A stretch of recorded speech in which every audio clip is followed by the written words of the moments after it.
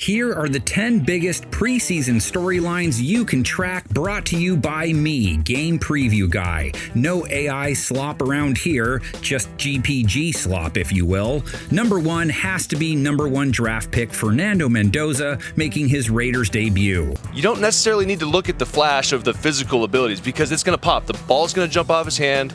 He's going to be a big physical guy. It's more the intangibles. It's more the ownership of the offense, going under center, being able to, execute a 7-step drop, the play action ball handling with the backs. Like, all that stuff is what I'm looking for. How Mendoza fares matters because he's doing battle with veteran Kirk Cousins for the starting job behind center, who also will get some reps wearing silver and black for the first time. He's got the experience. He's slow. It's fine. He throws with a little bit of float. It doesn't matter. He's going to be efficient. How about the QB battle in Cleveland? It's Watson versus Sanders. Shedeur showing flashes at times his rookie year. Shedeur Sanders' strong spring is the reason why this is a competition. I had a lot of conversations with head coach Todd Monken throughout the offseason, and he raved about how surprised he was to see Shedeur's improvement in the progressions. But that growth is the reason why this is going to go down into the preseason games for this competition. But Deshaun looms, feels like this is his last chance to try and make good on the big trade that brought him to Cleveland. Certainly, I think going in, it's realistic, and maybe it still is, it's realistic to think that Deshaun Watson would be at least a little bit ahead. He's obviously played a whole lot more football in the NFL than Shedeur has, and we have certainly seen him play at a much higher level, albeit that was quite a few years ago now, and he's had a number of injuries since then. Falcons, when are we going to see Tua Tagovailoa or Michael Penix? Penix, their starter last year, but got hurt.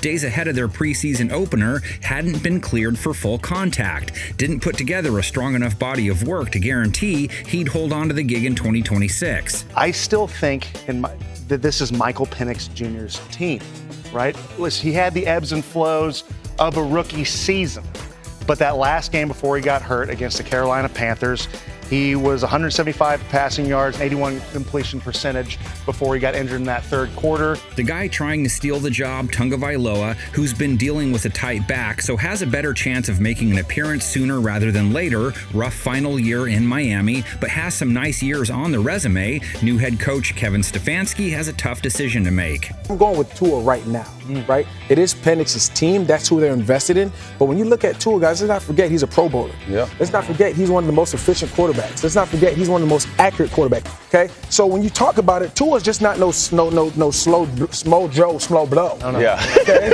Let's keep it real. Let's put some respect on this guy's name. One more pair of quarterbacks going at it for the starter's job. Jacoby Brissett, the expected starter for Arizona, seems to have some competition from Carson Beck, who used the Hall of Fame game to raise some eyebrows. In his preseason debut, the Cardinals' third-round pick, 188 yards and a 96-yard drive. He threw a TD, posted a 125.4 rating. Early in this, they're going up and down the field.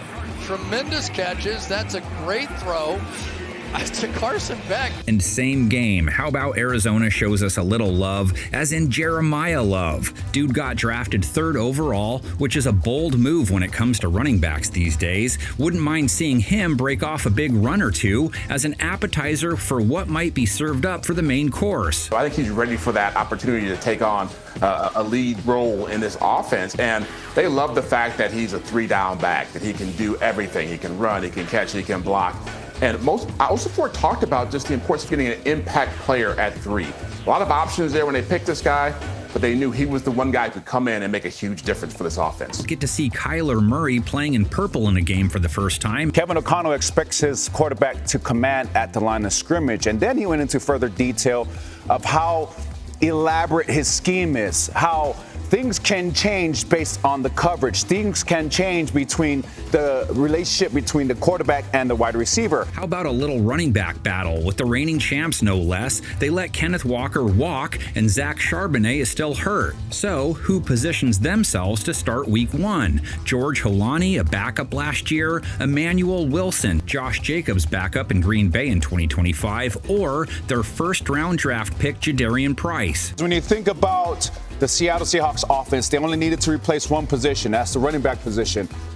Unfortunately, that's the most important position for the Seahawks. Why? Because they want to run the football. They did it last year with their new offensive coordinator this year, Brian Fleury. He's come from San Francisco. Guess where he coached at San Francisco? He was a run game coordinator. So they're going to run that rock. Dallas's 2 first-round picks debut under their new DC, Christian Parker, DB Caleb Downs taken 11th overall, edge rusher Malachi Lawrence. They, combined with Parker, are supposed to restore the D in the Big D, which was a mess in 2025. They are expecting this young man, Caleb Downs, to be a huge part of this defense, and they're going to need him. Again, I believe he's going to play in the slot. I believe he's going to play some nickel. I believe he's going to be a very disruptive force for this defense. Titans' 4th overall pick, receiver Carnell Tate, is supposed to help Cam Ward out, as is their new OC, Brian Dable. This will be our first look at his touch on the Titans' offense and our first taste of, hopefully, a Ward-to-Tate connection.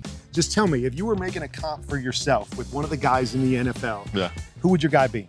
Probably say Tay Adams. He's done it at the elite level. He's one of the best, and he's continuing to go out there and prove it. You got feet like Tay. You got that release got like the 1-7. That's Yeah. Is that why you wear 17? Yeah, that's why I used to wear one. And finally, Geno Smith, back in green after crapping out in Vegas. He won't get to work with tight end Kenyon Sadiq, taken 18th overall in the draft this preseason. He's hurt, so maybe more looks for receiver Omar Cooper, taken 30th overall. How Geno fares will go a long way in how New York's 2026 turns out. But everything really rides on Geno Smith, and I have been struck by what Aaron Glenn has said repeatedly. Competence. AFC North, Ravens, new head coach, preseason division favorites with an 11.5 over-under mark. Only other team to get that high of a bar, the Rams. Bengals with Joe Burrow, Jamar, Higgins could give them trouble if their D can just play at average levels. Steelers get one more year of A-Rod.